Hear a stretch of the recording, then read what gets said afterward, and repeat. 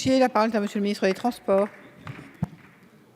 Merci, Monsieur le Président. Monsieur le député, je partage à la fois votre constat et la nécessité d'y apporter des réponses claires et précises.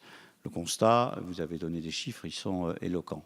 Ça m'a beaucoup frappé et ça a surtout frappé un certain nombre de victimes.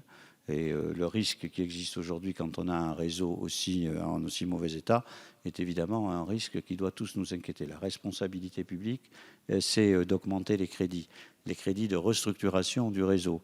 De toute façon, toute autre politique est absurde car plus le réseau vieillit, plus la maintenance coûte cher. Et donc il vaut mieux le renouveler.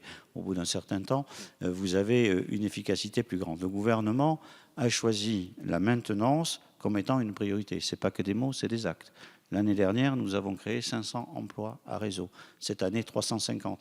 Dans la situation budgétaire d'aujourd'hui, vous connaissez suffisamment ces questions pour mesurer l'importance des décisions que l'on a pu obtenir. Ce n'est pas des mots, ce sont des actes qui ont été pris. 4,9 milliards de travaux cette année.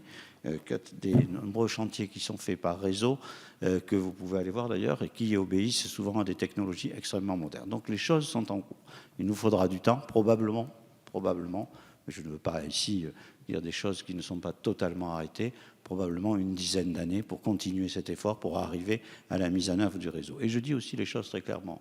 Entre des perspectives de TGV qui se situent avec un financement à 15 ans et cette problématique-là, il n'y a pas, du point de vue de calendrier, de collision. On peut faire les choses, effectivement, pour aujourd'hui, la priorité pour les années qui arrivent sera bien à la maintenance du réseau. Et ensuite, la France pourra se poser des questions sur les lignes TGV, dont celles que vous avez évoquées. Reste la question du financement. Effectivement, le financement aujourd'hui des travaux à la fois sur les infrastructures et puis éventuellement sur le développement nécessiteront des réponses.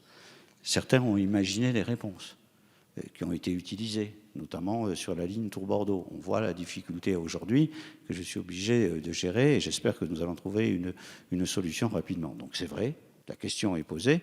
Personne aujourd'hui en responsabilité ne peut dire nous allons répondre à la fois à ces questions d'urgence avec la nécessité des moyens de la maintenance et au développement futur de ces infrastructures sans poser la question du financement de la FIT et donc de l'augmentation des moyens de la FIT. Je l'ai dit au moment de la discussion du budget, il faudra prendre cette décision. Elle est devant nous, mais elle devra intervenir pour le budget de 2017 et probablement pour les années suivantes.